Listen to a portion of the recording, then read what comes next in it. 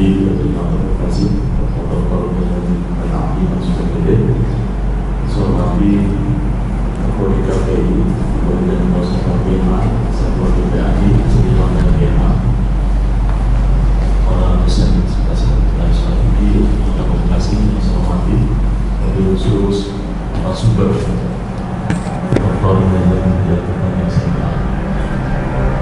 Alhamdulillah, dapat dari Allah SWT, salam dan salam senantiasa kepada junjungan Nabi kita Nabi Sallallahu Alaihi Wasallam. Fokus berdiskusi kita di sini ini adalah yang perdana.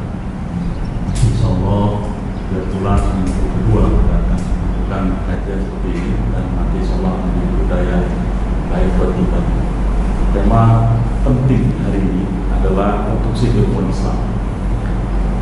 Saya akan bacakan narasumber beliau.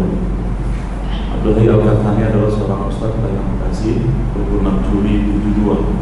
Pendidikan formal dan diplomanya diperoleh Senat Bekasi, pendidikan oleh Thomas Ali dari bidang budaya di Alia. Selain itu, beliau juga mengikuti pengajian pasangan selama bulan Ramadan di pesantren Pasang pada tahun 1989 dan pengajian pasangan selama bulan Ramadan di pesantren Lirboyo tahun 1992. Saya juga pernah menghadiri pengajian di Ma'had Syekh Muhammad bin Alawi Al-Maliki di Usaifah, Mekah dan mendapatkan ijazah amma dari beliau pada tahun 1995. Pendidikan formal S1 dilanjutkan di Universitas Al-Azhar Kairo, Fakultas Dirasat Islamiyah dan Arabiyah, lulusan lulus pada tahun 1996 dan Kairo University Fakultas Ulum untuk program S2 dan S3 dan mendapatkan ijazah S3 dari sana pada tahun 2015. Saat ini beliau aktivitasnya adalah sebagai dosen pasca sarjana di program Magister Pendidikan Islam di Bogor dan UIN Jakarta, Fakultas Dirasat Islamiyah, dan beliau juga adalah dosen di STAI Fakultas ini. Selain itu, sebagai pengajar materi akidah Islam di beberapa pengajian, beliau juga aktif mengisi khutbah di berbagai macam masjid, mengisi pengajian di berbagai kantor, masjid dan masjid taklim, menjadi Dewan Fakar di Jaringan Alumni Timur Tengah Indonesia, disingkat JATTI, menjadi Wakil Dewan Syariah di Pusat Umat Islam PUI dan founder serta Direktur Al-Kartani Institute Jakarta. Pengalaman lainnya adalah menjadi dai selama bulan Ramadan 2012 di Swiss, mengisi berbagai event pengajian di Kairo, memberikan presentasi di Malaysia, memberikan presentasi di Singapura, memberikan training short course akidah Islam bagi generasi muda di Jakarta, mengisi berbagai seminar dan menerjemahkan puluhan judul buku seperti Tafsir Al-Munir karya Profesor Dr. Wahla Al-Zuhaili, Tafsir Fijilan Al-Quran karya Syekh Kutub, Fikul Islam wa Adilatuhu karya Profesor Dr.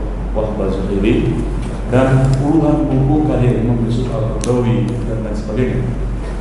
Pendidikan Ibtidaiyah Madrasah Aliyah Advokasi, Sanawiyah Madrasah Sanawiyah Advokasi, Aliyah Madrasah Aliyah Advokasi, S1 Universitas Al-Azhar Fakultas Bahasa Islamiyah dan Arabiyah, S1 Universitas Al-Azhar Fakultas Syariah, S2 Universitas Al-Azhar Fakultas Bahasa Islamiyah dan Arabiyah, dan S3-nya Universitas S2 ada dua ini, S2-nya Universitas Kairo Fakultas Darul Ulum, spesialis akidah Islam dan ilmu kalam.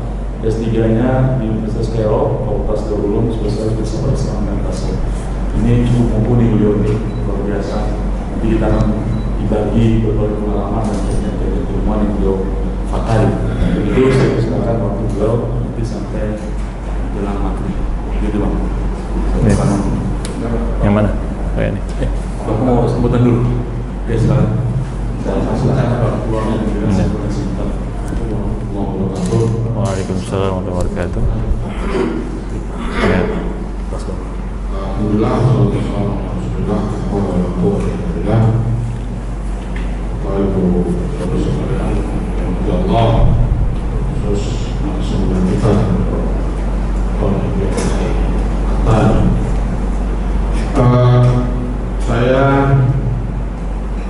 kami sedang membangun satu software menyusun software dalam kaitannya perkembangan saya tentunya yang mudah-mudahan semester bagian pengusulkan sudah 2 sudah tinggal nunggu SK, 2 lagi dalam proses. Tentunya sebelum saya berpikir atau kami berpikir soal gedung infrastruktur lainnya, kita harus membangun infrastruktur SDM ya. SDM. Kalau bicara seluruhnya kampus, SDM-nya itu SDM yang mencintai ilmu. Ya, barangkali kau sudah bisa bayangkan untuk menjadi seorang fakulti apalagi dekan, kita perlu kriteria. Satu diantaranya adalah kriteria keilmuan, mencintai ilmu. Problem saya takwa itu budaya ilmu sangat mudah dan bukan hanya di sini. Saya akan menjadikan ini sebagai satu syarat selain kompetensi lainnya. Yang kedua, teman-teman di Islami berharap Dr. Hayal Katana ini mengisi satu kajian keislaman di Bekasi, di hotel Haris, dan teman-teman siap membaca. Tapi persoalannya, teman-teman yang di Bekasi itu bermanfaat bagus, ilmunya akan bermanfaat. Tetapi saya tidak ingin indikator pencapaiannya itu kalau kita terbuka kan terlalu umum. Tapi kalau di slide indikator pencapaiannya kita kelihatan perubahan bagaimana budaya yang di slide. Kalau dosen-dosennya sudah mumpuni. Ini jadi persoalan. Maka saya mulai dari sini, kami mulai dari sini. Mudah-mudahan nanti akan tempat-tempat lain akan mengambil manfaat dari sini. Maka saya tekankan itu supaya direkam sebelum kita punya live streaming. Direkam.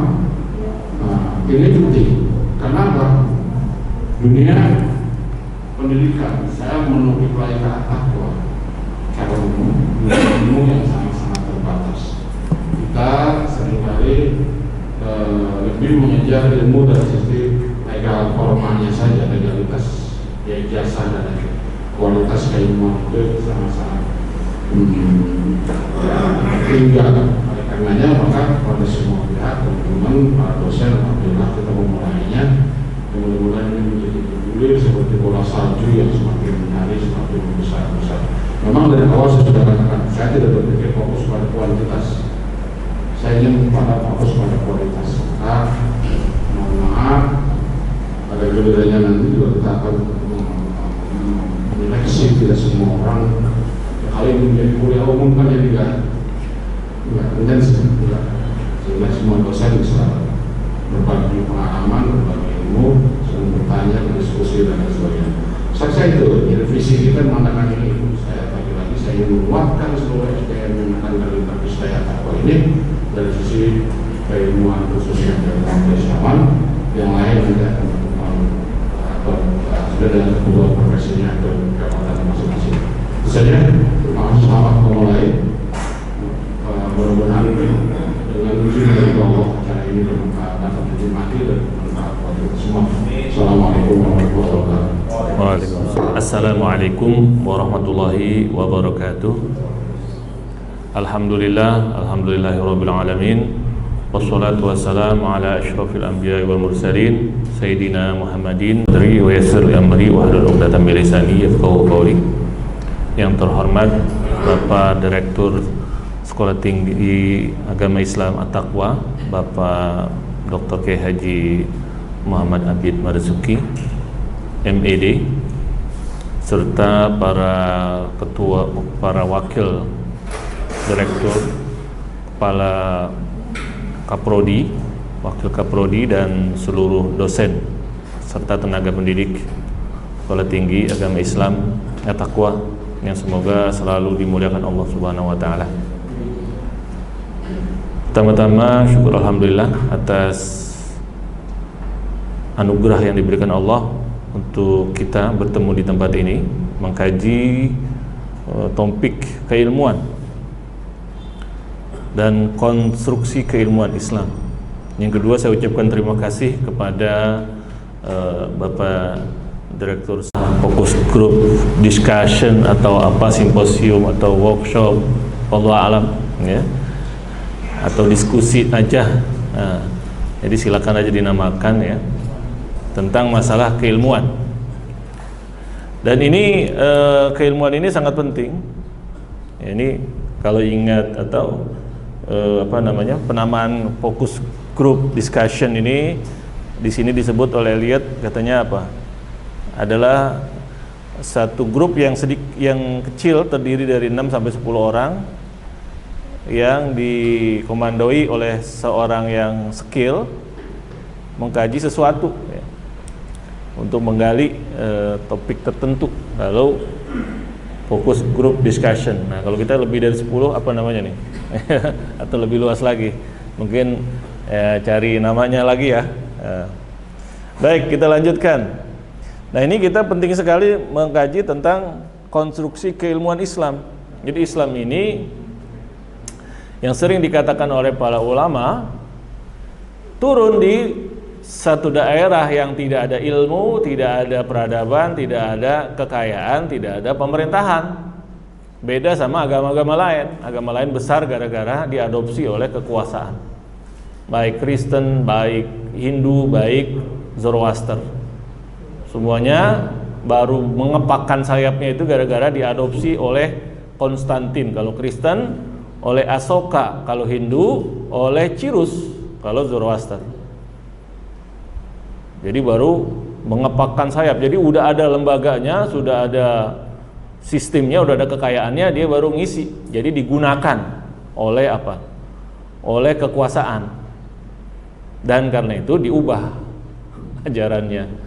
Maka di Nicea tahun 325 misalnya diangkatlah Nabi Isa jadi Tuhan ya. Atau tanggal 25 jadi hari kelahiran. Yang kenapa? Ya karena pada saat itu mereka terbiasa mengadakan ya, dulu pengagungan terhadap dewa-dewa mereka. Nah, jadi itu digantikan aja ya, casingnya itu namanya aja yang diganti. Itu kata orang Amerika sendiri, Lothrop Stoddard. Sementara Islam ini datangnya tidak ada seperti itu, dan tetapi anehnya mengubah semuanya dan menjadi hebat, menjadi kaya, menjadi peradaban, menjadi guru, menjadi revolusi, pengembang revolusi ilmu pengetahuan. Jadi betul-betul timbulnya itu dari kekuatan ajaran Islam, bukan orangnya, bukan tempatnya, bukan infrastruktur dan sebagainya. Ini kehebatannya. Nah, ini salah satu contoh ya dari Imam Muhammad bin Idris Asy-Syafi'i, salah seorang pemikirnya. Jadi kalau dibilang filosof atau filsafat Islam itu sebetulnya apa sih? Nah, kata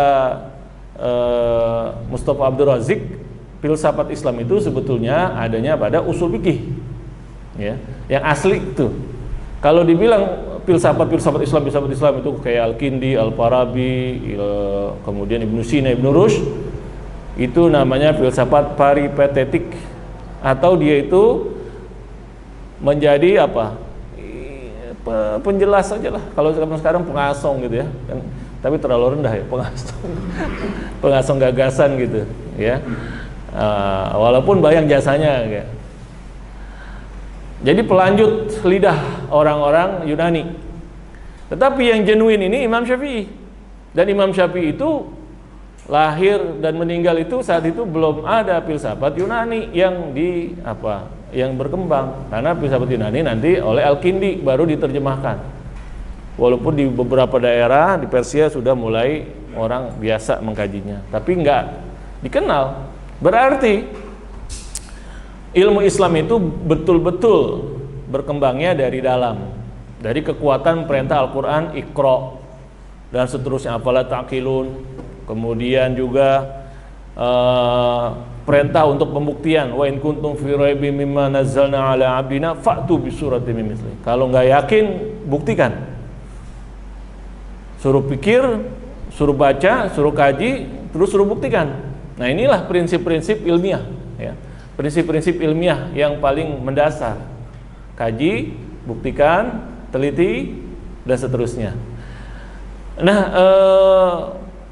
pada zaman Rasulullah SAW ya, dari Al-Quran, kemudian Rasulullah menjelaskan, ini bentuknya masih nas ya, masih tekstual atau masih panduan dasar, belum menjadi satu konsep mana A mana Z gitu. Baru ajaran yang dijalankan, belum dikodifikasikan, belum diklasifikasikan.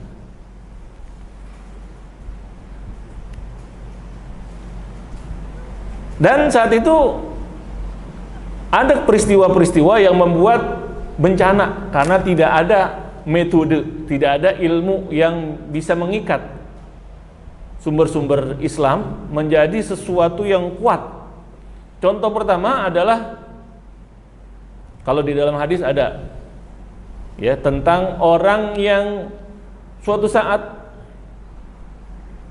berjalan bersama rombongan, diantaranya di situ ada sahabat Nabi Jabir Al-Ansori, ya, Jabir bin Abdullah Al-Ansori.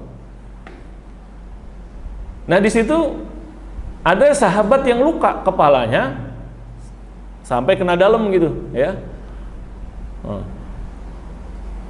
Kemudian malamnya dia udah luka, ngimpi basah, ya. Udah luka ngimpi basah lagi. Aduh bencana nih ya. Akhirnya tanya teman-teman kan, ini gimana nih, saya sholat subuh bukan nih? Nah maka teman-teman dia bilang, sholat lah, kita kan wajib sholat. Nah, akhirnya kalau sholat ya berarti mandi dong. Iya mandi. Kamu kan udah basah, udah mandi wajib, ya mandilah. Akhirnya bingung-bingung, gimana saya nih? Kalau saya mandi kena ini kan, kena air. Tapi karena teman-temannya bilang begitu, akhirnya ya udahlah saya jalanin.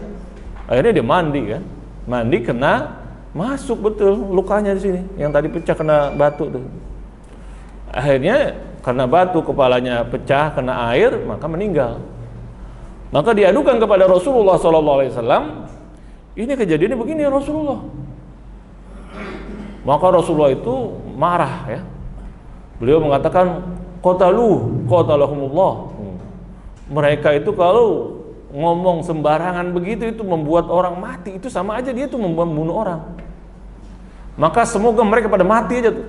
Sampai begitu Rasulullah. Sampai marah gitu kan. Limadza la yas'al idza lam ya'lam. Kenapa enggak bertanya kalau enggak tahu? Fa inna syifa'il ai su'al. Padahal jawaban atau obatnya dari penyakit enggak taunya itu cuma nanya. Ya, cuma nanya. Berarti pada era sahabat pun ya, Jabir Al-Ansori itu perawi ya, perawi hadis, banyak Jabir. Bahkan di Syiah juga banyak Jabir, tapi nggak ada sumbernya gitu ya. Tapi banyak dipakai di istilahnya di ya diadopsi lah. Nah kata-kata Jabir ya. Nah jadi perawi hadis, cuman ternyata di situ dia nggak termasuk sebagai ahli, sebagai orang yang ditanya. Nggak otomatis sahabat Nabi itu dia bisa menjawab gitu. Maka kata Rasulullah SAW dijelaskan kalau kondisinya begitu gampang, tinggal wudu atau mandi yang nggak luka, kemudian basahi, kemudian yang sisanya itu dibungkus, kemudian cuman disentuh aja. Nah, udah begitu solusinya, gampang ya. Nah maka ini dari hadis ini, peristiwa ini menunjukkan bahwa ada orang yang memang khusus ditanya, bisa ditanya. Maka nanti dikenallah di dalam era sahabat ada orang-orang yang ahli fatwa. Ada misalnya ya yang dikirim ke Muaz, yang dikirim ke Yaman, ditanya itu walaupun hadisnya itu nggak kuat, kurang kuat ya. Kalau nanti ada masalah kamu jawabnya pakai apa? Pakai Quran. Kalau nggak ada Quran, sunnah Rasul. Kalau nggak ada, saya berijtihad dengan pemikiran saya. Nah maka kata Rasulullah SAW ya, Maha suci Allah ya, atau Alhamdulillah yang telah memberikan ilham atau petunjuk kepada sahabat Rasulullah ya sesuai yang diridhoi oleh Allah dan Rasulnya. Berarti mulai itu dikasih konsep dalam berilmu, yaitu Al-Quran, kemudian sunnah, kemudian ijtihad ya. Tetapi ini belum juga dikodifikasikan gitu, belum juga jadi ilmu, baru oh begini caranya ya. Nah besok-besok kalau ada masalah harus ada yang kita tanya nih, siapa? Misalnya Ibnu Mas'ud, ya kan? Abdullah bin Abbas, siapa lagi? Ya ulama. Jadi ada ulama sahabat, dari era sahabat sudah ada yang ulama ya. Ada yang bukan ulama. Maka kalau sekarang orang kalau tahu hadis berarti ilmuwan atau ahli fikih, wah itu nggak benar itu. Para sahabat Nabi bukannya ahli hadis lagi, sumber riwayat hadis. Tapi mereka juga bertanya sama siapa? Sama sahabat. Ada yang dapat istilahnya sertifikat untuk berfatwa, sertifikat untuk ditanyakan. Ya, seperti Abdullah bin Abbas, Ibnu Abbas itu habrul ummah. Jadi ulamanya umat. Kalau nanya apa-apa, nanya ke dia. Ya, ketemu jawaban kalau masalah apa? Masalah penafsiran ayat Al-Quran. Yang lain lagi, ntar masalah faraid ada lagi. Yang masalah ini lain-lain, macam-macam sudah dibagi-bagi tugas. Ya. Tapi tetap saat itu belum dibuat sistem, masih nyampur-nyampur, ya masih belum dibagi-bagikan. Maka pada sebelum era Imam Syafi'i, ada tadi kasus. Yang kedua adalah kalangan Khawarij. Nah Khawarij ini pokoknya ada teks, saya percaya begini, maka saya jalanin. Maka kata Khawarij, pokoknya apa aja orang ngomong Islam, ngomong hukum, kalau saya lihat nggak ada di dalam Al-Quran, pokoknya itu sudah sesat, kita perangi. Kata mereka, la hukma illa lillah, hukum itu hanya milik Allah. Maka mereka tidak hanya menolak tuh pendapat-pendapat atau hasil pemikiran, bahkan mereka membunuh, jadi pembunuh. Bayangin, tanpa ilmu agama ini bahaya ya. Orang membunuh tapi dengan semangat agama, ngeri kan? Jadi sambil membunuh orang yang lagi hamil tuh dibunuh, dikeluarin. Kenapa? Karena ini sesat katanya, oleh orang sesat, oleh Khawarij. Ada ya yang ditanya, jadi di jalan-jalan ditanya, kamu pendapat kamu bagaimana begini, beda sama dia, dibunuh.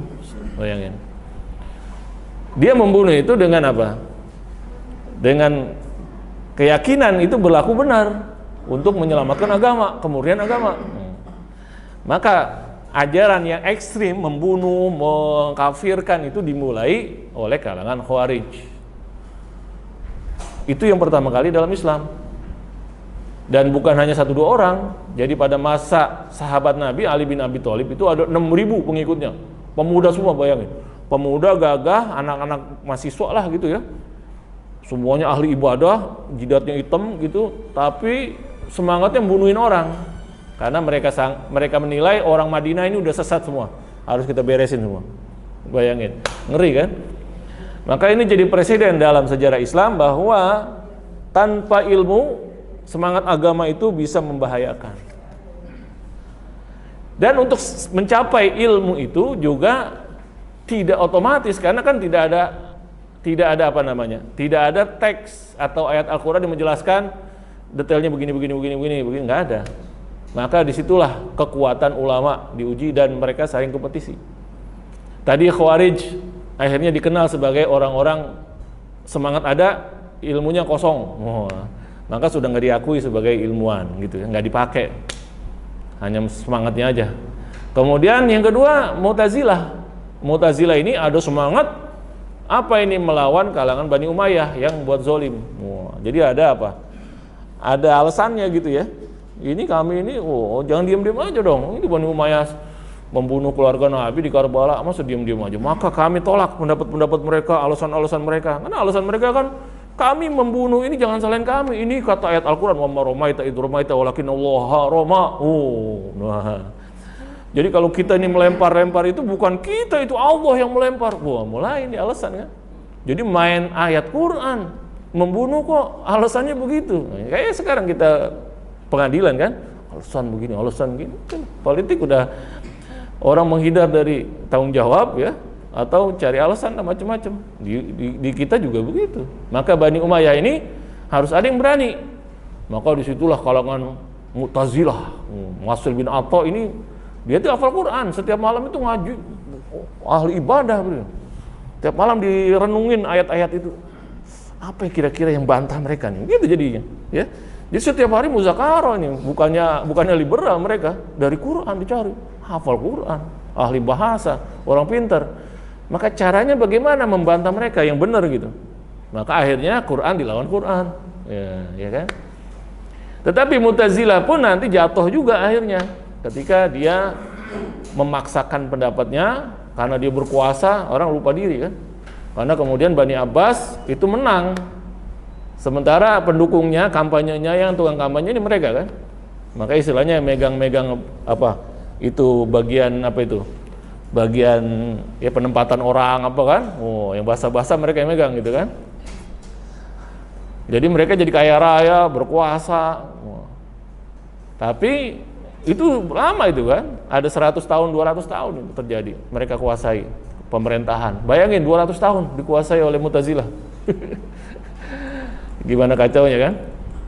Nah, jadi mereka itu sempat bertengger di sejarah Islam karena apa tadi? Tadi jasanya melawan apa namanya pemikiran Bani Umayyah yang mencari alasan gitu, tabrir. Kemudian mereka juga membawa sentimen membela Ahlul Bait yang tadi menjadi korbannya Bani Umayyah. Maka ada apa sisi moralnya mereka kuat di situ. Tapi kemudian jatuh. Kenapa? Karena mereka ini juga nabrak ilmu. Jadi ilmunya itu ternyata nggak kuat. Yaitu apa? Yaitu mereka meremehkan hadis.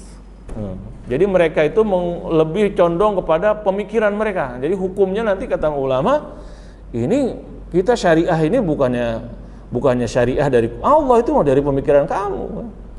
Karena dia sudah mulai mewajibkan, Allah wajib begini, harus begini. Kenapa? Karena otak saya berpikir begitu kan.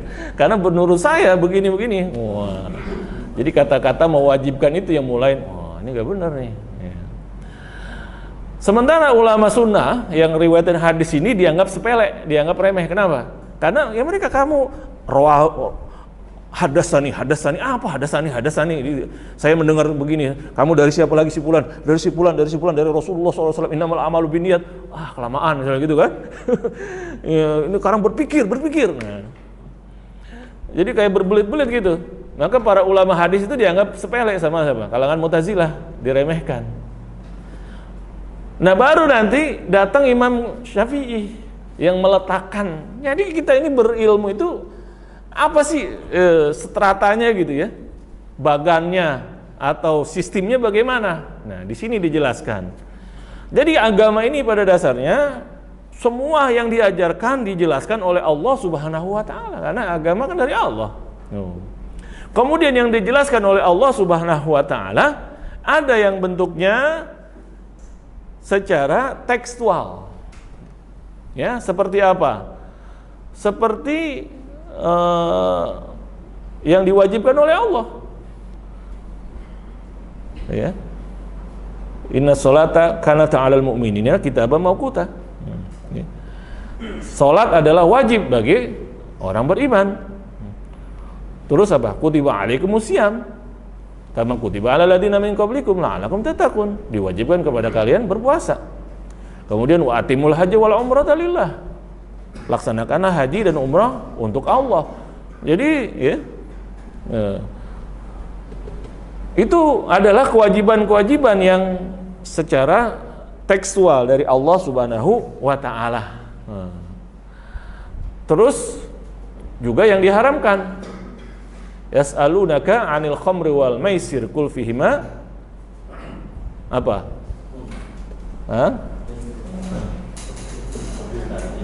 Qul fihima ismu apa?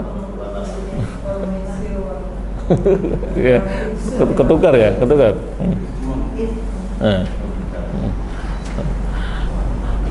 Innamal khamru wal maisir wal ansab wal azlam rizum min amali syaitan. Jadi ada 3 ini ya. Jadi kadang-kadang kalau kita nggak ini ketukar gitu. Ada 3 tingkatan dalam masalah khamr, ya. Jadi kata-kata rijis, itu haram berarti udah najis, masa kita makan najis ya kan? Nah, maka ketetapannya itu udah nggak bisa diotak-atik. Nah, itu sudah dari Allah Subhanahu Wa Taala. Ada juga yang ditetapkan wajibnya oleh Allah kemudian dijelaskan melalui lidah Nabi Muhammad SAW. Seperti apa? Bilangan sholat. Bilangan sholat nggak ada keterangannya kan? Sholat itu zuhur 4, ada nggak? Nggak ada kan di Quran. Subuh 2, ya. Isya 4, nggak ada. Waktunya kapan? Nggak ada kan? Sampai ada yang bilang, oh katanya di Quran cuma ada 3 sholat. Ya kan? Ada juga yang sampai begitu. Padahal ada juga pas dicari ayatnya itu. Cuman nggak spesifik gitu ya. Harus kita pikirin yang mana nih. Nah yang jelas itu siapa itu? Rasulullah SAW. Jadi dari Allah terangkan globalnya, Rasulullah menerangkan detailnya. Ada juga yang Rasulullah langsung yang menerangkan. Nah dasarnya dari mana itu dasarnya? Karena di dalam Al-Quran ada perintah ati'ullah wa ati'ur rasul. Taatlah kepada Allah, taat kepada Rasul. Maka taat kepada Rasul ini tingkatan kedua. Kenapa? Karena datangnya dari perintah Al-Quran. Berarti ilmu kita ini pertama Quran, kedua perintah Rasul, ya. Kemudian ada yang ketiga, yaitu apa? Allah Subhanahu wa taala memerintahkan orang untuk berijtihad. Yaitu dalam masalah apa? Dalam masalah apa? Yaitu untuk menghadap kiblat. Allah berfirman, "Wa min kharajta fawalli wajhaka syatrul masjidil haram wa haitsuma kuntum fawallu wujuhakum syatrah." Tuh. Maka kalau engkau keluar nanti arahnya ke Masjidil Haram. Jadi pergantian dari apa? Ke Masjidil Aqsa pindah ke Masjidil Haram. Kiblat kita. Nah kalau kita dimanapun nggak jelas nggak apa, maka arahkan ke Masjidil Haram, ya. Kita dimanapun, walaupun berarti kan kita nggak ada yang kita tanya tuh, Masjidil Haram di mana sih? Atau kita punya apa yang di situ? Maka saat itu kita, ini hitung-hitungannya, ini arahnya ke barat sini, ini, berarti ke arahnya sini. Nah, maka di situ kita disuruh ke arah Masjidil Haram. Dimanapun atau kapanpun Anda kondisinya. Nah di situ berarti kita mulai ada apa? Ijtihad masing-masing. Jadi tahapan ketiga, ya tahapan ketiga. Maka ijtihad itu berlaku juga untuk pribadi, tapi untuk sendiri ya. Ketika dalam kondisi nggak ada yang tempat ditanya, terutama hal-hal yang seperti itu, ke arah Masjidil Haram, arahnya mana? Kadang-kadang bangun tidur nggak tahu apa, nggak ada HP, nggak ada apa. Ini di mana arahnya nih? Pagi-pagi subuh kan? Ini mana ini kalau subuh masih kelihatan ya, barat ya. Nah, misalnya Isya gitu kan, bangun tidur malam-malam di tenda, ini mana kiblat nih? Maka saat itu kita berijtihad aja tuh arah kiblat di mana, ya kan? Nah, kita mengarah yang menurut kita itu kiblat, gitu ya, menurut kita kiblat. Jadi di sini tahapannya ada 3 ilmu kita nih, yaitu tadi Al-Quran, kedua as-sunnah, ketiga al-qiyas, ijtihad ya. Nah ijtihad ini nanti salah satunya qiyas. Jadi otaknya ini kita, otak ahlu sunnah ini sebetulnya Imam Syafi'i. Nah detailnya ini dikata di dalam Imam Baihaqi ya. Dalam Manaqib Asy-Syafi'i Imam Baihaqi. Ini bagaimana caranya kata beliau? Kata Imam Syafi'i begini, al-aslu Quran au sunnah. Jadi al-aslu dasarnya agama Quran atau sunnah. Kalau nggak ada Quran berarti sunnah gitu kan. Fa in lam yakun faqiyasun 'alaihima. Kalau nggak ada Quran sunnah maka dikiaskan, barangnya nggak ada, barangnya baru nih nggak ada. Maka yang mirip-mirip apa? Nah, maka perlu lagi ilmu untuk analogi kemiripannya yang saya ini kan apa? Nanti miripnya apa tuh? Yang sekarang sholat nggak ada usoli katanya, mana hadisnya usoli, nggak ada usoli. Maka kita kata nggak semuanya harus ada, Rasulullah jelaskan. Jadi kita ngambilnya dari mana tuh? Dari masalah riwayat orang yang ibadah haji, labbaik Allahumma labbaik an Syabromah. Itu Syabromah siapa tuh? Syabromah saudara saya meninggal itu. Kamu udah haji belum? Belum. Jadi saya memenuhi panggilanmu ya Allah untuk saudara saya. Nah, jadi Rasulullah itu nggak menyalahkan, tapi membenarkan. Berarti ibadah haji itu ada niatnya. Apalagi hadis dari Umar bin Khattab, innamal a'malu binniyat wa innamal likulli imri'in ma nawa. Segala sesuatu harus ada niatnya. Jadi ada prakteknya niat, yaitu haji, ibadah haji. Kemudian ada juga perintah yang secara umum, yaitu segala sesuatu harus ada niatnya. Maka nanti Imam Syafi'i ngambil ini buat apa? Niat sholat. Kenapa harus ada niat sholat? Ya untuk membedakan antara sholat sama yoga, ya kan? Atau senam. Kemudian sholat juga ada beda-beda, sholat sunnah, apa sholat wajib, ya kan? Apa sholat qadha. Kalau nggak ada niatnya apa jadinya? Jadi gerakannya aja. Maka disitulah kita diajarkan usolli. Nah, kan anak yang nggak ngerti sekarang, wah itu bid'ah, gitu kan? Dia nggak ngerti prosesnya, berpikirnya. Jadi harus ada, kalau nggak ada, dikiaskan yang ada. Karena masa kita harus dijelaskan detail setiap segala sesuatu. Pakai pikiran dong. Karena tadi disuruh kan? Disuruh di dalam Al-Quran, wahai sumakuntum fawallu wujuhakum syatrah. Dimanapun kamu berada, usahakan mengarah ke Masjidil Haram. Itu perintah ijtihad, ya. Nggak tahu nih, saya nggak sholat dah, kadang nggak tahu di Masjidil Haram arahnya kemana. Wah, salah, ya. Karena apa? Waktu subuh, ntar zuhur lain lagi. Wah, kamu lama-lama ninggalin sholat namanya, ya, dosa akhirnya, gitu. Nah, kemudian juga di sini Imam Syafi'i mengajarkan masalah apa? Masalah hadis sahih. Jadi katanya sekarang kan, Imam Bukhari, Imam Syafi'i itu hadisnya nggak ada yang sahih. Atau yang paling kuat Imam Bukhari itu mujtahid mutlak. Ya. Padahal Imam Bukhari itu ngambil ilmu dari Imam Syafi'i tentang masalah hadis sahih, yaitu apa? Wa idza tasallal hadis an Rasulillah wa sahhal isnadu minhu fahuwa sunnah. Tuh. Jadi kalau hadis sanadnya nyambung dan sahih, maka dia itu sunnah. Jadi konsepnya dari Imam Syafi'i, tapi yang jalanin orang. Nah, itu kehebatan Imam Syafi'i. Jadi harus nyambung. Ente dari siapa dengernya? Dari guru. Dari gurunya pernah nggak guru? Oh, iya dia belajar saya mau gurunya lagi. Nah, dari engkong kiai, Pak Kiai. Pak Kiai dari mana? Dari Syekh Ali Al-Maliki. Oh iya dia benar belajar sama Syekh Ali Maliki. Syekh Ali Maliki dari siapa lagi? Terus nyambung. Wah, ini benar berarti nih. Itu namanya sanadnya nyambung, ya. Nah, apalagi dari Rasulullah. Dari Rasulullah itu dites semua. Kamu dengarnya apa? Innamal a'malu binniyat wa innamal likulli imri'in ma nawa. Dari mana tuh? Dari Rasulullah. Terus diriwayatkan oleh siapa? Umar bin Khattab. Kemudian setelah Imam bin Khattab siapa? Terus sampai kamu dicek semua. Semuanya pernah ketemu. Nah, kalau pernah ketemu, berarti itu mendapatkan derajat hadis yang paling sahih. Itu Imam Bukhari kelasnya. Tuh, pernah benar-benar belajar gitu. Semua dicek itu. Nah, berarti kelasnya itu, bayangin aja kalau ada jutaan dicek begitu, kira-kira gimana tuh? Siapa yang sanggup, ya kan? Ngecek begitu sipulan, mana sipulan ini? Siapa ini? Oh, ditanya Pak Sudirman orang mana? Semua dicek. Kalau udah masuk radar dicek semua, Pak. Lahirnya tahun berapa? Dia belajar ke siapa? Pernah bohong apa enggak? Kata temannya ngapain aja dia selama ini? Dibongkar orang. Ditulisin semua tuh. Sudirman namanya ini, orangnya begini. Terus ketemu sekali ada jelek. Wah, ini kemarin pas ngomong ngaco nih, nggak bisa. Gara-gara sekali, udah hilang. Tuh.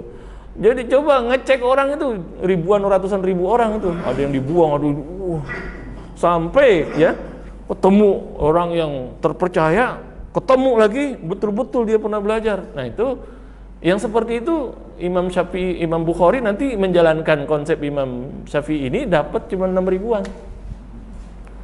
Jadi banyak yang sahih katanya, tapi yang sampai derajat kayak begini ini saya cuma dapat 6 ribu dari apa? Jutaan riwayat. Jadi otaknya komputer itu mikirin sipulan ketemu sipulan tinggalnya di sana, terus ketemunya kapan, terus disambungin lagi. Terus dia tadi dibandingin lagi. Kata si ini ngomongnya begini teksnya. Kok ini begini? Wah, ya. Maka kalau ada yang beda sendiri namanya syadz. Nah, kalau ijma aktsar minal khabaril wahid al-munfarid. Kalau ijma ternyata para sahabat pada dia melakukan sama, itu namanya ijma. Seperti apa itu? Masalah salat apa? Salat tarawih. Jadi sholat tarawih itu nggak ada hadis sahihnya. Ya, hadis sahihnya itu tentang Rasulullah ada sholawat pada ngikut. Terus rakaatnya berapa? Ya nggak disebutin di situ. Terus berapa hari ya? Mau 3 hari berapa hari cuman? Ya setelah itu Rasulullah bilang besoknya nggak keluar. Akhirnya besoknya keluar, kamu pada nungguin ya. Saya nggak keluar sengaja, takut nanti diwajibin. Wah.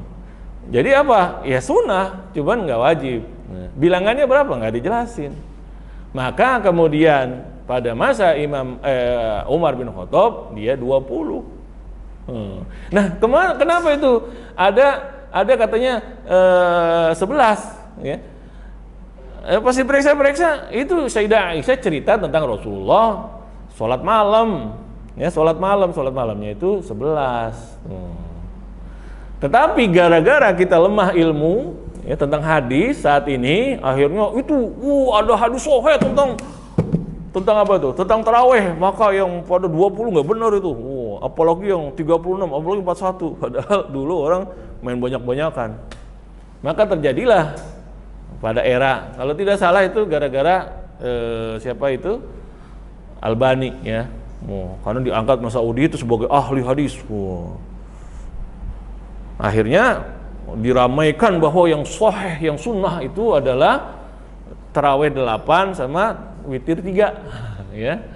Padahal sebelum-sebelumnya yang dilakukan oleh Sayyidina Umar 20. Malah nanti pada masa siapa itu Umar bin Abdul Aziz 36, ada yang 41, nambah lagi. Orang lihat enak katanya di Mekah pada tarawih 20, terus ada apa lagi? Ada tawafnya.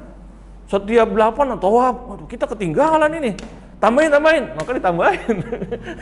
Jadi 36 sampai 41 ya. Jadi main banyak-banyakan ya. Kalau sekarang main di korting. Nah, enggak, kalau sekarang di korting kan. Udah keenakan di korting. Nah, cuman itu tanggung jawab tadi tuh yang korting itu jadinya kan gara-gara dia itu. Jadi mengkorting amalan kita, seharusnya kita bulan Ramadan kita dapatnya minimal 20, tapi gara-gara dia nyebarin, nggak ada ilmunya kurang. Maka tanggung jawab amalan kita jadi dikorting. Apalagi berantem.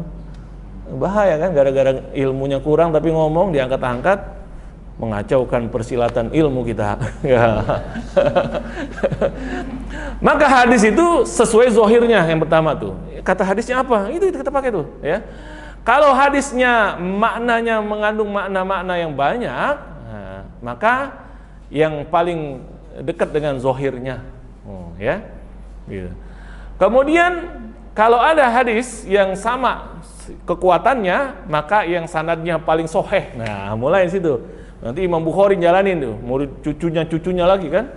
Imam Bukhari, Imam Syafi'i, muridnya Imam Ahmad nanti ngajar kepada muridnya lagi, ya, kemudian baru Imam Bukhari. Jadi dijalankan setelah Imam Syafi'i idenya tuh, setelah meninggal yang berapa puluh tahun. Paling soheh, sanadnya paling kuat kita ambil gitu, ya. Kemudian kalau yang munqati tuh, pas dicek, wah nggak ketemu ternyata dia gagal gitu kan. Ada riwayat begini-begini, pas ketemu nggak ke dia? Enggak. Kan ada yang ngaku-ngaku sama kiai katanya pernah diajarin gini. Ternyata lu nggak pernah diajarin, bohong ya. Itu namanya riwayat munqati itu, ya. Ada juga kan yang ngaku-ngaku ya. Nah, itu namanya munqati, kalau udah begitu dibuang. Tuh. Ngaku-ngaku dengar dari Rasul atau dapat hadis itu dibuang. Kecuali munqatinya Ibnu Musayyab, Sa'id bin Musayyab. Kenapa Sa'id bin Musayyab? Karena dia mantunya Abu Hurairah. Jadi sering dia nggak disebut Abu Hurairah. Kenapa? Bapak mertua gitu kan. Malu nyebut bapak ya gitu. Jadi kalau Abdullah bin Musayyab, Ibnu Musayyab itu nyebut, dia nggak sebut padahal dia nggak ketemu. Yang apa namanya langsung kepada Rasul misalnya ya. Dia nggak sebut sahabatnya, berarti dari mertuanya tuh. Dia nggak enak nyebut mertuanya kan. Kita kan ada juga ya orang nyebut bapak apa nggak enak kan. Kan sebut namanya gitu kan, An Abi Hurairah radhiyallahu an. Wah, ini mertua saya nggak enak. Nah, maka kalau Ibnu Musayyab ada riwayat begitu. Nah, ini munqatinya ini bukan munqati ini. Dia namanya mursal ya, atau nyambung. Nah, ini namanya itu hadisnya tuh. Pada dasarnya nyambung, tapi karena gara itu aja ya. Nah, kemudian wala yuqasu aslun an ala aslin. Jadi yang dasar sama dasar itu bukan dikiaskan. Nah, tadi kan ayat ini sama ayat ini masing-masing berdiri sendiri. Tuh. Wala yuqalu li aslin 5 wala kaifa. Juga kalau yang dasar itu nggak ditanya lagi kenapa? Kenapa kita suruh sholat? Kenapa suruh zakat? Kenapa suruh haji? Nggak ada pertanyaan. Kenapa? Ya karena perintahnya dari perintah pencipta kita. Tuh. Kemudian juga kaifa. Jangan tanya, kalau nggak ada kaifanya, bagaimananya, maka jangan tanya. Kayak tadi kita kan, masalah sholat taraweh tadi, nggak ada di hadis, jangan tanya udah, berarti memang dibiarkan. Dibiarkan untuk ijtihad atau nggak ada ketentuannya, aslinya, berarti begitu kan. Ya, kalau kita mau ngikut, misalnya sunnahnya Umar bin Khattab ya 20 ya. Tapi kalau mau berapa kek, ya taraweh juga, gitu kan. Karena Rasulullah nggak ada kaifanya, gitu kan. Jadi tinggal mau yang mana. Tetapi wa inna ma yuqalu lil far'i 5. Tapi bagi yang di bawahnya hasil kesimpulannya harus 5. Kenapa? Ketika kita menyimpulkan tadi bahwa sholat ya dengan usolli, nah maka boleh aja dia kenapa itu? Kok nggak ada hadisnya usolli? Nah, maka harus kita terangkan secara ilmiah. Ini kita kiaskan dari apa? Dari riwayat tentang sahabat yang saat haji menyebut niat. Ya, walaupun niatnya itu bukan niatnya usholil hajj wal umrata, bukan begitu kan? Tapi labbaik Allahumma umratan atau labbaik Allahumma hajjan an pulang gitu ya. Maka kita ambil menjadi usolli, berarti kita mengkiaskan ke sana tuh. Nah, ya. Jadi yuqalu lil far'i 5. Jadi kalau udah mulai ijtihad itu memang perlu dijelasin kenapa. Maka nanti mazhab Syafi'i ya, itu yang nerangkan dalil-dalilnya itu Imam Baihaqi. Jadi kata orang yang sekarang, wah imam-imam itu, pikir-pikir itu nggak ada dalilnya, mana dalil? Ada bang, gitu kan. Cuman kita pengen, itu juga banyak, kalau dulu sebutin lengkap, wah jadi segini, bener, Imam Baihaqi dikumpulin. Tuh, Imam Baihaqi itu yang dia, orang semua berutang pada Imam Syafi'i, tapi Imam Syafi'i berutang pada Imam Baihaqi, gitu. Artinya dia yang berjasa pada Imam Syafi'i, kenapa? Membelain guru saya nih. Oh masa guru saya dianggap gak punya dalil, gimana biangnya dalil dia. Cuman memang gak disebut. Kenapa? Lu pada ngerti lah gitu kan, yang maksudnya ini supaya memperingkas gitu. Maka Imam Baihaqi kerjanya potong-panting, termasuk nanti masalah kunut. Itu lengkap kunutnya itu Imam Baihaqi. Kunut yang riwayat macam-macam, kunut yang katanya khalifah yang 4 kunut sampai mati gitu, subuh. Nah itu Imam Baihaqi. Ya? Apa? Maksudnya sampai mati gitu dia tetap kunut tiap pagi, tiap subuh. Seperti wajib gitu Pak. Sunnah tetap sunnah. Ya. Nah karena itu nanti Imam mazhab Syafi'i sunnahnya sunnah apa tuh? Muakkadah ya. Sampai sujud sahwi. Karena memang dalilnya kuat di mazhab Syafi'i. Nah, tapi mazhab yang lain enggak. Karena ngambilnya riwayat apa? Rasulullah pernah berhenti kunut, yaitu kunut apa tuh? Tentang yang urainin. Jadi ada berapa puluh orang, 70 orang ahli-ahli Quran ini ya, kayak kita siswa kita nih yang bagus-bagus. Ada yang minta di sono di kampung mana? Oh, kirim dong buat kita nih ngajar di kampung kami nih, nggak ada guru-guru nih. Kita kirim, gembira kita kan. Wah, kita mau bikin sekolah di sono. Ternyata di sono dibunuh. Maka Rasulullah marah gitu kan. Didoain, wah ya Allah, sampai sebulan didoain. Sampai turun ayat Al-Quran, laisa laka minal amri syai'un aw yatuba alaihim aw yu'adzibahum fa innahum zalimun. Laisa laka minal amri syai'. Kamu Muhammad nggak punya hak untuk melakukan itu. Maka Rasulullah langsung berhenti gitu. Setelah itu Allah dah yang nanti. Kamu jangan terlalu ambil hati gitu, jangan terlalu terbawa gitu kan. Emosi sampai berkata doain yang berat-berat gitu kan. Udah serahin sama Allah, kamu ridho aja, itu udah takdir Allah. Nah, maka setelah turun ayat itu berhenti. Nah, maka orang yang tadi tidak kunut subuh, ini ngambilnya dari riwayat ini bahwa Rasulullah berhenti kunut karena turun ayat ini maka saya juga nggak kunut. Nah, gitu. Yang kunut, yang paling dasar aja kalau dari riwayat ini, kunut itu sunnah apa bukan? Dasarnya sunnah apa bukan? Sunnah. Kenapa? Ya dikerjakan Rasulullah. Walaupun kemudian Rasulullah menghentikan, gitu. Namanya sunnah kan boleh dikerjain, boleh enggak? Gitu dasarnya, gitu ya. Jadi sesuatu yang dikerjakan oleh Rasulullah kayak taraweh tadi kan, Rasulullah cuma 3 hari 3 kali. Nah setelah itu Rasulullah nggak ngerjain, sengaja nggak keluar, ya tetap sunnah. Bukannya kita besok ke hari ketiga kita tidur kenapa Rasulullah tuh waktu hari keempat itu nggak keluar?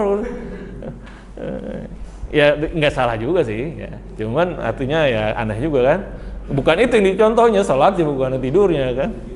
Ya. Termasuk berarti orang yang pada kerja pada apa juga jangan kita hina. Oh ini sayang nih pada nggak terawih apa gitu kan. Ya itu juga ya, masing-masing orang ininya kan kondisinya gitu ya. Jangan di jatoin gitu. Nah, jadi kalau sudah farah itu ditanya memang gitu. Nah, kita ada jawaban.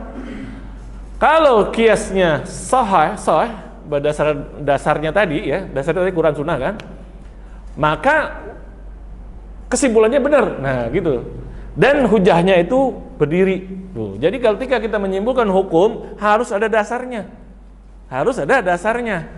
Benar juga kata mereka, mana dalilnya? Ada dalilnya, teman kamu nggak paham. Gitu kan? Dia itu dalilnya itu harus disebut langsung gitu. Itu Khawarij begitu. Yang tadi kan, Khawarij itu harus Al-Quran ngomong begini nih. Benar ya seperti yang dia bayangin. Jadi dalilnya, ya, mengkiaskannya itu caranya begitu, ada metodenya. Ya. Nah itu yang sekarang hilang. Ya di kalangan Wahabi itu banyak usul fikih itu dibuang, nggak dipakai. Itu kacaunya di situ gara-garanya. Jadi usul fikihnya nggak dipelajari. Padahal inilah metode Imam Syafi'i inilah yang jadi pegangan buat apa? Mengendalikan dari bencana. Bencana kita beragama tanpa ilmu, saling serang kan, saling bunuh. Hari itu. Jadi kalau sudah sahih maka hujahnya ada. Berarti diakui ijtihad yang ada kayak gitu itu diakui. Tuh. Maka nanti masalah kita nih batal wudu ya. Semuanya ada alasannya. Yaitu aula mastumun nisa ya kan? Mensentuh wanita apakah megang dengan syahwat, apakah maksudnya bersetubuh. Nah, masing-masing pendapat mazhab ini 3. Maka mazhab Syafi'i bilang sentuhan yang bukan mahram ya batal wudunya, mandi wudu lagi ya.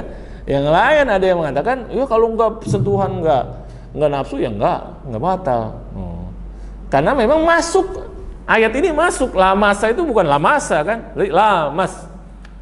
Jadi lebih intens gitu, bukan nyentuh doang gitu kan. Itu kan bisa wudu, wah batal ini. Kecolek ini. Nah kata dia kalau kecolek sih itu bukan itu cuma ke senggol gitu kan. Kalau itu sentuhan, peluk, ciuman, nah itu baring gitu batal. Jadi ada alasannya juga gitu ya kan. Karena teksnya itu lamasa bukan lamasa. Nah, lamasa nyentuh aja. Nah, betul memang batal, tapi kalau lamasa lebih intens gitu. Nah, ada lagi yang bilang lamasa itu adalah apa? Kinayah, majas, yaitu tentang hubungan intim ya. Karena Al-Qur'an itu menggunakan kata-kata untuk hal-hal begitu itu dia fa'tu harsakum anasyitum. Wah, nisa'ukum harsul lakum, fa'tu harsakum. Istrimu adalah ladang kamu, datangilah ladang kamu kapan saja. Wah, kan? Begitu kan, masa saya ke ladang mulu, ya kan? Kalau yang nggak paham itu kan setiap hari ke ladang aja. Iya kan? Itu kata-kata kiasan maksudnya ya. Atau juga ada perintah begini ayat Al-Qur'an ya. Alimallahu annakum kuntum takhtanuna anfusakum fadaba 'alaikum wa 'afa ankum fal'ana bashiruhunna. Ya. Allah tahu kamu itu malam-malam pada nahan. Waktu dulu bulan Ramadan itu pada nggak boleh bersetubuh, ya. Ramadan itu nggak boleh kayak orang itikaf zaman sekarang. Itikaf ke masjid ya. Maka para sahabat ada yang jebol malam-malam ya gitu juga. Maka Allah bilang Allah tahu yang apa yang kalian lakukan. Maka Allah ampuni. Nah, maka di situ ayat Al-Qur'an fal ana basyiruhunna. Maka sekarang gauli. Maka kalau kita secara letterlek sekarang gauli, maka pada pulang buru-buru kan. Maka sekarang ya kan, perhatikan sekarang gauli kan. Nah, maka kalau nggak pakai ilmu, maka orang setiap baca Al-Quran dia pulang ke sana kan, dia pulang ketemu istrinya gitu kan. Padahal maknanya bukan begitu maknanya, artinya sekarang boleh. Ini juga dari Imam Syafi'i. Perintah setelah larangan, tadi kan larangan tuh nggak boleh. Sekarang ada perintah, fal ana basyiruhunna, sekarang gaulilah mereka. Artinya dulu dilarang, sekarang boleh. Seperti kuntu nahaitu kuman ziaratul kubur ala fazuruha. Dulu saya larang kamu ziarah kubur, sekarang boleh. Gitu, ya. Ini contoh-contoh yang diajarkan oleh Imam Syafi'i, ya.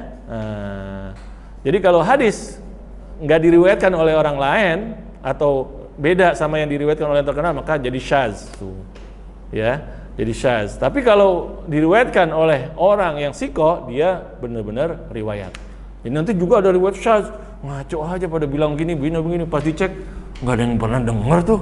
Wah, ini namanya syaz. Nah, beda kan, beda sendiri, itu namanya syaz, ya, syaz. Nah, itu contohnya bagaimana cara struktur, ya, struktur dalam bersyariat gitu, memahami teks-teks syariat yang tadi sempat membahayakan orang kalau salah ilmu. Nah, ini yang Imam Syafi'i yang dikatakan, boleh kita katakan sebagai filosof Muslim yang sebenarnya, ya.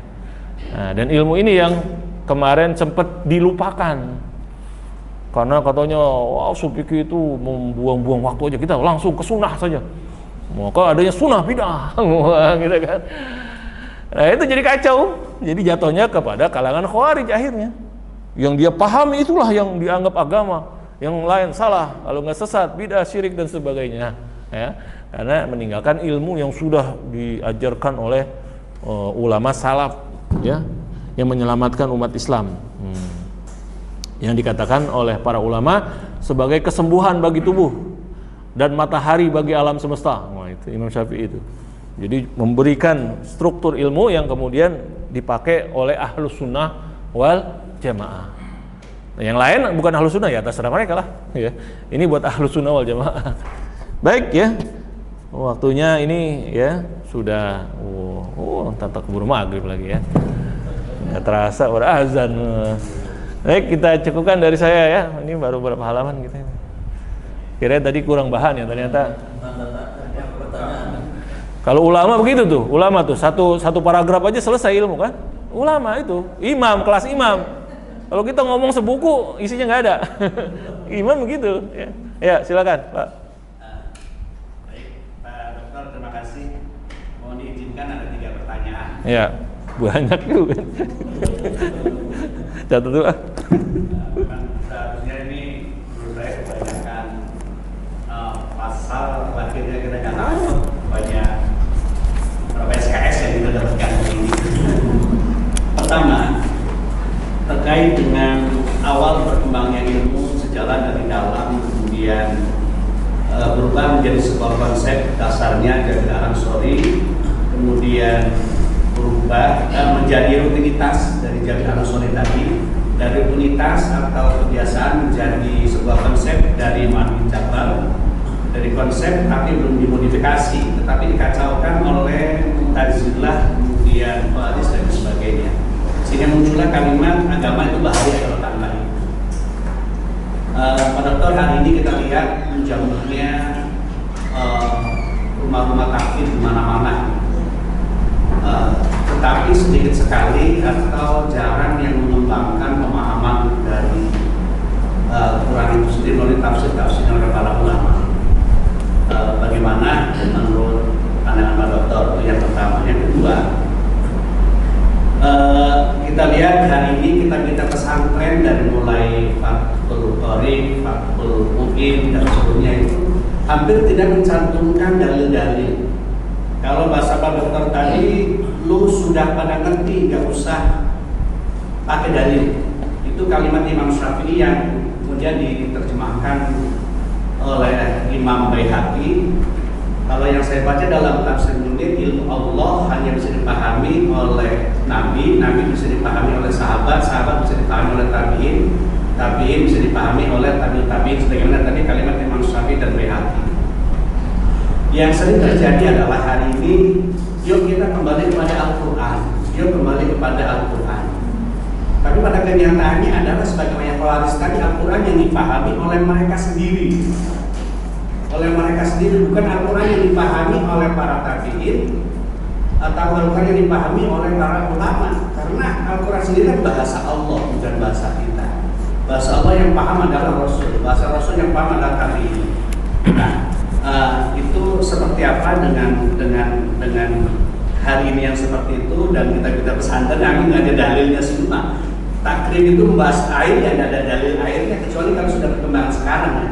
Seperti Fathul Ahyar, Abu Bakar Al-Jazairi, dalam dan muslimnya dan di bawah itu. Itu yang kedua. Yang ketiga terkait dengan di depan nama yuqalu lil far'i lima. Saya kadang ada sebuah ketakutan dengan kalimat man fassara al-Qur'an bi ra'yihi falyatabawwa maq'adahu minan nar. Misalnya begini. Ketika Rasulullah lewat, kemudian ketemu dengan makam, beliau melihat merasakan sedang diadab. Kemudian menyuruh sahabat, ambillah telapak kurma yang masih basah. Nah, dijelaskan oleh ulama kenapa telapak kurma masih basah? Karena masih basah, katanya baunya wangi itu malaikat turun. Itu satu.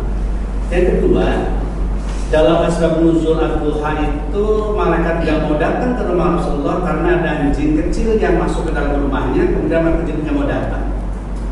Nah, kalau kemudian saya mengkiaskan yuqalu lil fa'li tadi, misalnya kalau kita menanam pohon di depan rumah, dari pemahaman tadi saya punya satu pendapat, misalnya bolehkah saya punya pendapat menanam pohon di depan rumah itu akan mendatangkan malaikat. Kiasnya adalah kepada pelapa kurma yang kemudian ditaruh di atas kuburan, bau wangi malaikat pada turun. Menanam wangi-wangian di depan sekolah adalah mendatangkan sekolah itu adalah turunnya para malaikat bau wangi. Nah, apakah kias saya hasil memahami ini dan itu masuk dalam kategori manfaat Quran misalnya? Itu. Contoh lain misalnya dalam Muzammil ada kalimat wasbir ala ma yaquluna. Saya terjemahkan wasbir itu bukan sabar, tapi puasa misalnya. Tadi saya baca di tafsir itu nggak ada ulama yang tafsiri wasbir itu puasa. Beberapa tafsir bukan, nggak ada, belum ada yang mentafsiri bahwa wasbir ala ma yaquluna wahjurhum hajran jamil itu puasa. Saya mencoba mentafsir sendiri karena misalnya dihubungkan dengan ayat yang pertama qumil laila illa qalila wa turisma rabbika wa tabattal. Nah, hal seperti ini masuk ke dalam kategori man fassara al-Qur'an bi ra'yi falyatabawwa maq'adahu minan nar. Ini yang kadang masih dalam hati, kayak saya punya pembangkang, saya takutnya salah gitu, takutnya keliru. Mohon Pak Dokter untuk dijelaskan. Terima kasih. Ya, ya senang sekali nih dengan mudakhalat namanya ya, komentar, ini sebetulnya komentar ya yang mendalam. Jadi masalah pertama ya tentang rumah tahfiz, semangatnya ngajarin tahfiz ya, tapi tanpa ilmu lainnya. Nah, ini memang ada sempat dikhawatirkan ya. Tetapi kondisi umat Islam di Indonesia pada dasarnya semua kita itu adalah swasta kebanyakan. Artinya apa? Semua adalah usaha sendiri. Semua itu hasil jeripayah masyarakat. Nah, kalau namanya swasta, masalahnya kita bicara begini dan begitu atas nama apa? Nah, gitu kan? Jadi adanya himbauan paling. Jadi kita menghimbau banyak-banyak melakukan pengkayaan, diskusi ya, bahwa pentingnya Al-Quran itu juga dengan pemahaman, dengan ilmunya. Karena bahaya tanpa ilmu. Orang hafal nanti merasa dia sudah memegang kebenaran. Kenapa ya? Saya hafal, ente nggak hafal. nanti harus ikutin saya katanya. Wah, padahal nggak ada metodenya, dia baru cuman nyimpennya. Kalau dalam konsep ilmiah itu kan namanya apa, strata ilmiah itu hafalan itu paling dasar kan, hafalan itu paling dasar. Yang nanti di atas itu KKNI 8 adalah menyimpulkan ya, mengkonsep. Nah imam ini udah konsep baru tuh, bener kan? Jadi KKNI 10 udah kelasnya, udah imam di situ. Yang metodenya, teorinya itu bisa dipakai kapan saja. Itu kelasnya tuh, masya Allah itu ya, kelas imam. Nah maka ya paling kita bisanya menghimbau, mengajak, ya seperti itu. Nah, karena semuanya swasta, kita ini usaha sendiri pada itu aja udah bagus ya. Mereka baca Quran aja, hafal Quran, oh, alhamdulillah ya, alhamdulillah. Tinggal mengembangkan yang ada ya. Nah, jangan terlalu dibesar-besarkan juga ya, nanti bahaya, nanti malah dicurigai ada kepentingan yang masuk di situ. Kemudian masalah apa? Yang kembali kepada Quran. Nah, ini ya, slogan kembali ke Quran. Ini yang punya ilmu ini harus mengkritisi atau memberikan pengkayaan. Jangan hanya orang yang berslogan itulah yang nanti merasa benar atau dianggap benar oleh masyarakat. Jadi sekarang itu kompetisinya dalam merebut apa tuh? Merebut awareness atau perhatian, semuanya berebut. Jadi masyarakat tuh jadi korban ya. Berebut berfatwa, padahal sarjana teknik. Sarjana teknik berebut fatwa, ngelawan lagi. Waduh. Padahal Quran itu melarang orang itu berkata halal haram. Surah An-Nahl ayat 116. Wala taqulu lima tasifu alsinatukumul kadhiba hadza halal wa hadza haram. Larang. Ngomong halal haram itu dilarang. Karena itu mazhab-mazhab imam itu nggak bilang ini halal ini haram. Bilangnya gimana mereka? Menurut kami, indana, inda Syafi'iyah, inda Hanafiyah, inda Malikiyah, inda Hanabilah, inda Ashabina. Menurut sahabat kami, artinya apa? Menurut kajian nih FGD begini, disimpulkan bahwa begitu. Enggak ada yang berani ini haram, yang itu bid'ah. Kenapa? Itu halal haram itu milik Allah. Kalau kita langgar, jatuhnya dusta. Lima tasifu alsinatukumul kadhib, langsung lidahmu yang dusta. Wow. Rasulullah bilang, man kadzaba alayya muta'ammidan falyatabawa maq'adahu minan nar. Barang siapa yang dusta atas namaku dengan sengaja ngomong sunnah Rasul, ini sesuai sunnah Rasul. Berarti kan saya dengar dari Rasul bilangnya yang begini sunnah, padahal bukan. Kesimpulan kamu itu mah. Nah, berarti jatuhnya dusta.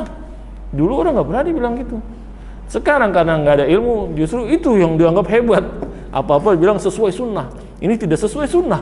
Ini apanya sunnah? Ini sunnah mulu ya. Qurannya mana Qurannya? Nah, bingung kan? Jadi apa-apa itu dinisbahkan kepada Rasul. Memang orang jadi takut kan?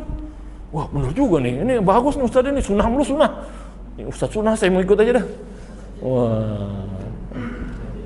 Itu. Padahal itu maksudnya apa? Yang di otak dia tuh adanya. Jadi sunnahnya dia tuh. Nauzubillahi min dzalik ya. Dulu ulama lari situ, sekarang pada justru memperdaya masyarakat. Wah. Maka ini harus ilmu ini kembangin lagi ya. Nah kemudian masalah kita menyimpulkan mau sendiri dan sebagainya, itu kalau dibilang pasal Quran biro'ih itu maksudnya yang ngajarin orang gitu. Sama seperti tadi berfatwa. Makanya itu kita di komisi fatwa ini nggak boleh saya ini berfatwa sekarang. Dulu berani, sekarang nggak berani. Kenapa?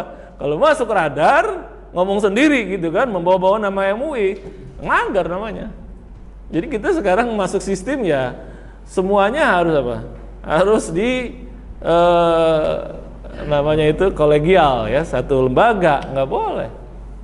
Nah, seharusnya, saya mana ada yang nanya, seharusnya yang pada berfatwa-fatwa itu dilarang.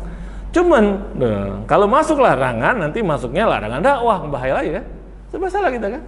Padahal dakwahnya udah bagus, mereka pada dakwah. Tuh. Cuman kita kikis aja kesalahan-kesalahannya tuh, ya sembarangan ngomong apa, itu yang kita benerin lagi. Yang ngajak orang beribadah apa udah bagus ya. Cuman salahnya pada berfatwa, dan itu bahaya buat dirinya, buat orang lain. Nah, itu aja. Saya kalau khutbah di masjid-masjid Muhammadiyah pakai Sayyidina Muhammad, Allahumma sholli alaihi wasallam, biasa aja. Kalau dulu kan, kaget langsung kan, besok jangan khutbah lagi sini. Sekarang udah biasa. Kenapa? Ya udah tahu gitu. Oh ternyata bisa begini ya. Jadi ini artinya dari interaksi, dari ilmu, dari perkembangan baik ya. Untuk Indonesia itu alhamdulillah lebih bagus ya. Perkembangan ke arahnya lebih bagus. Kita malah bingung nyari apa namanya celahnya apa gitu ya. Yang kira-kira garapan kita organisasi jadi bingung sekarang. Ada mirip-mirip akhirnya semua kan. Kita pusing juga bingung kan. Udah beda-beda gitu. Jadi justru sekarang nyari celahnya itu yang pembedanya, karena semua sama untuk Indonesia, al sunnah semua ya. Paling masalah yang itu aja tadi itu ya, masalah salafi itu wahabi ya, yang lagi dikikis dikit-dikit di Saudi sendiri sudah dilepas gitu ya, nggak diakuin sudah. Bukan jadi bagian sistem negaranya udah berubah lagi ya. Itu aja. Jadi ada prosesnya lah, kita secara gradual ya. Baik, terima kasih ya. Ya silakan. Waalaikumsalam warahmatullahi wabarakatuh.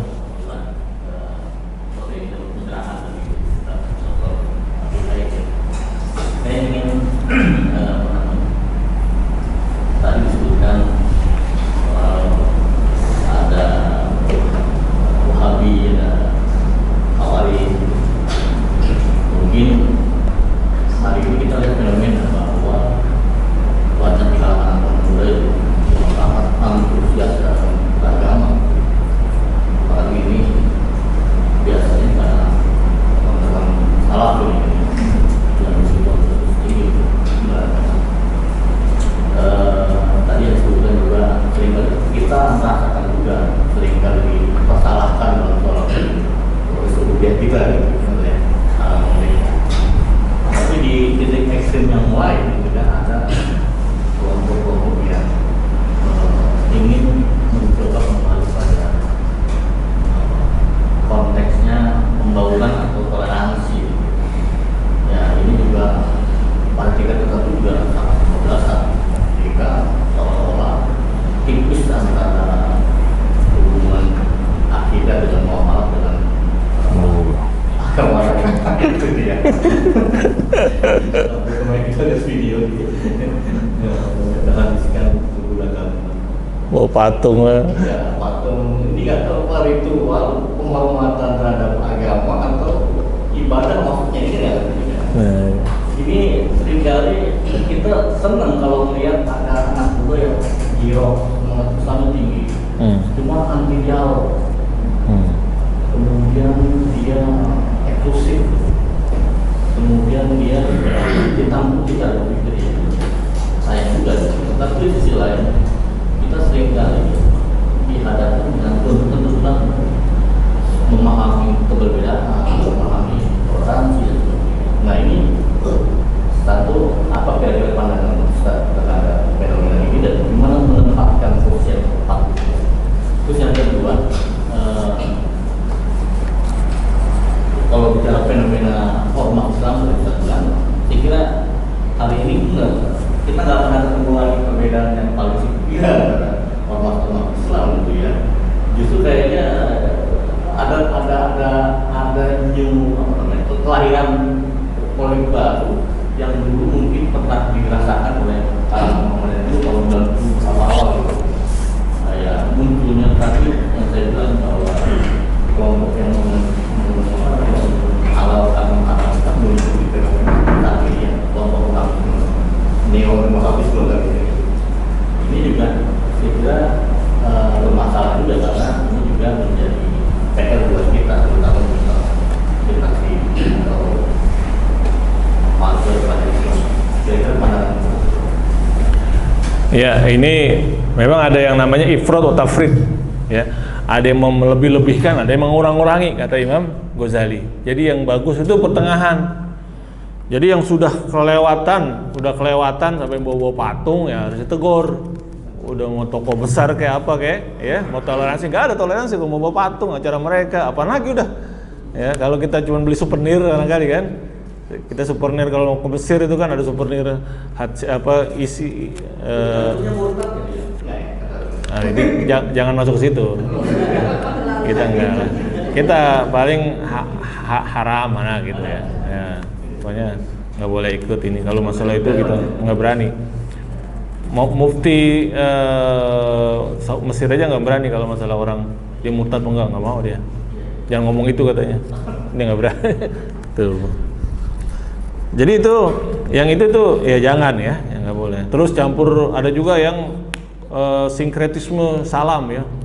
Oh, salam nama budaya apa? Oh, sempat juga ada yang ikut-ikut itu harus ditegur. Apa gitu? Nggak penting banget ya. Apa juga mereka juga nggak senang juga disebut-sebut gitu kan? Ngapain gitu? Nah, tapi politikus kadang-kadang kenes gitu, genit ya. Pengen disangka pluralis apa, semuanya dicampurin. Nah, harusnya ditegur. Salam kita udah salam, assalamualaikum udah penyatu, jadi ngaco-ngacoin lagi kan. Nah itu perlu kritik dan teguran, itu namanya amar ma'ruf nahi mungkar ya. Kita alhamdulillah sekarang amar ma'ruf nahi mungkarnya itu nggak pakai kekerasan udah kan. Jadi pakai media tulisan, mulut itu udah cukup ya.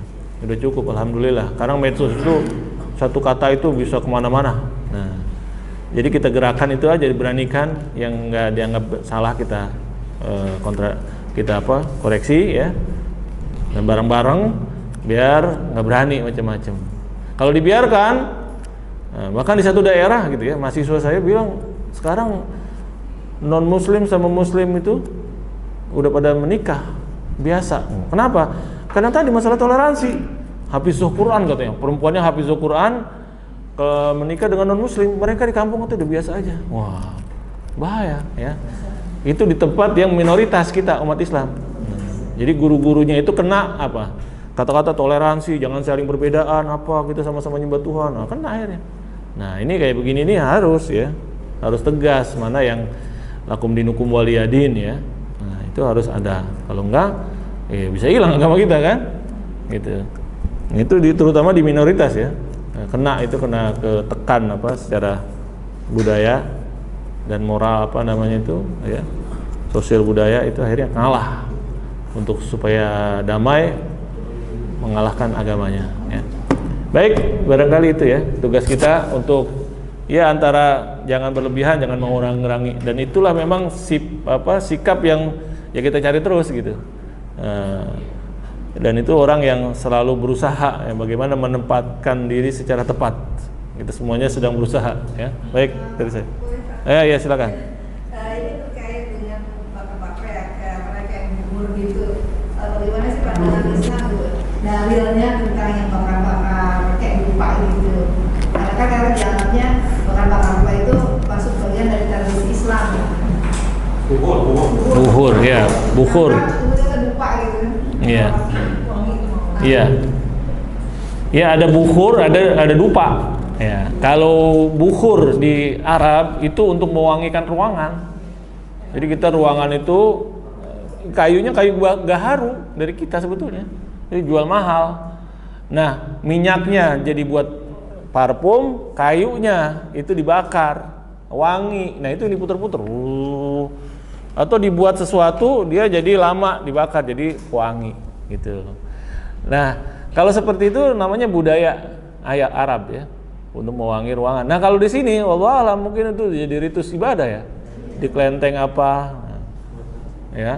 Nah, kalau misalnya ada kesamaan itu harus disikapi bedain ya. Jangan kita beli yang begitu kita ini ya.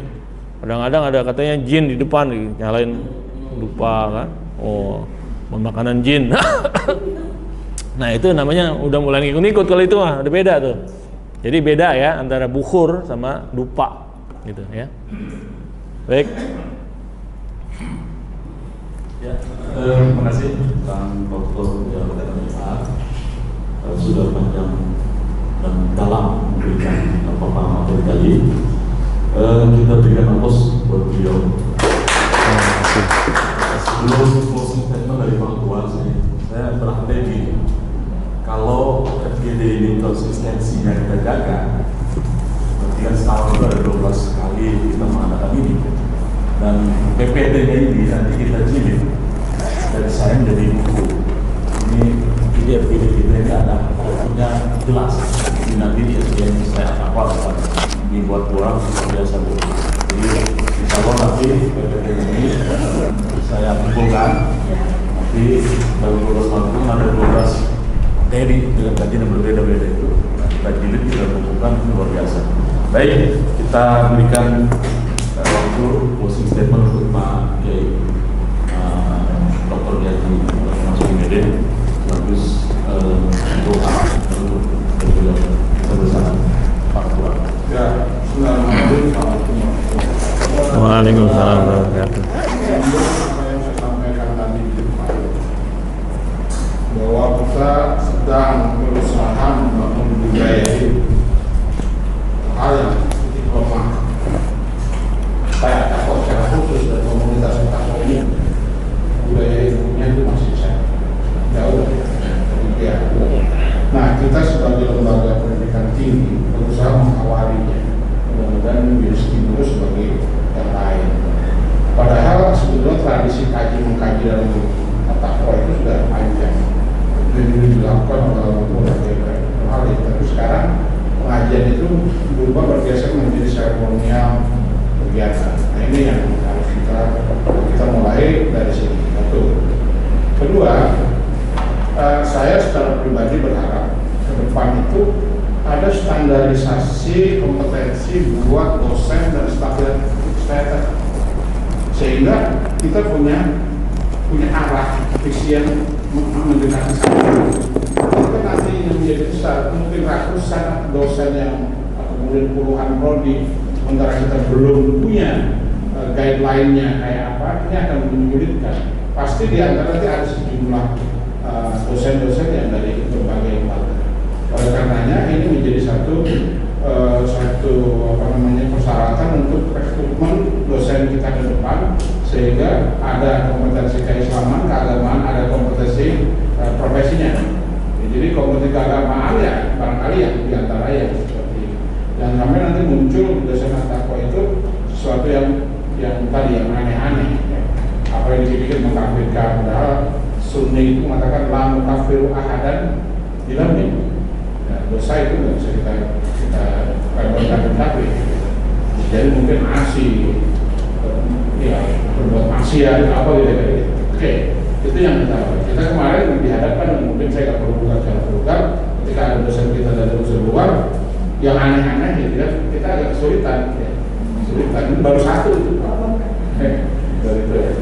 Berikutnya adalah semuanya berproses, ya sama dijelaskan tadi. Ya, saya itu kuliah di jantungnya Wahab, Riyadh, mobil khusus Dariyah. Dariyah itu nggak jauh dari tempat saya kuliah, kampus saya itu namanya Wadi Dariyah. Wadi Dariyah itu di situ ada tempatnya kandangnya Musailamah Al-Kadzdzab, nggak jauh, itu pusat.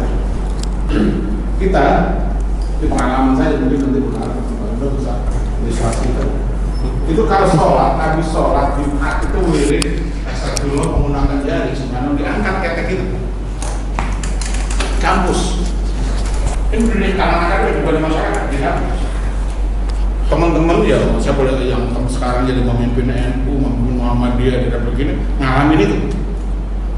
Ketek kita diangkat. Bagaimana kita menghadapi mereka? Kita ambil waktu itu Ali Mustafa Yaakob masih sama-sama kita, dia sedang menyelesaikan S2 ya. Ambil hadis, ambil Al-Quran, ikra'u pada kulli sholat subhanallah 32 kali, tempelin di sudut, bacalah habis sholat subhanallah 33 kali, alhamdulillah 33 kali, terus 100 kali dengan la haula wala quwwata illa billah, tempelin di sudut-sudut masjid. Nggak lama kemudian baru mulai mereka juga kuat-kuat malah lebih keras dari suara kita. Artinya ini persoalan tadi, Pak, beragama dengan ilmu. Nah, beragama itu tadi persoalannya. Nah, barangkali karena kita ini lembaga institusi pendidikan tinggi, ya kita ingin alumni saya beragama dengan ilmu. Bukan sekarang Rawahu katanya, saya pengikut Kiai Ali, ya udah harus begini, nggak bisa. Itu sudah saya pikir bukan karakter seorang ilmuwan. Ya kan, kalau kita tanya Kiai Ali gimana sih, nggak tahu juga. Nah, ini kan persoalan. Jadi apa yang kita bangun adalah benar-benar beragama dengan ilmu. Itu saja. Mudah-mudahan ini menjadi awal yang baik. Ke depan kita akan terus soal nanti produk kita akan kemana. Silakan, tapi saya minta nanti salam dengan Pak Iwan, ada beberapa catatan resume dari ini yang akan didokumentasikan. Jadi cukup dengan itu. Ya, kebersihan mari kita tutup dengan baca hamdalah. Terima kasih. Assalamualaikum warahmatullahi wabarakatuh.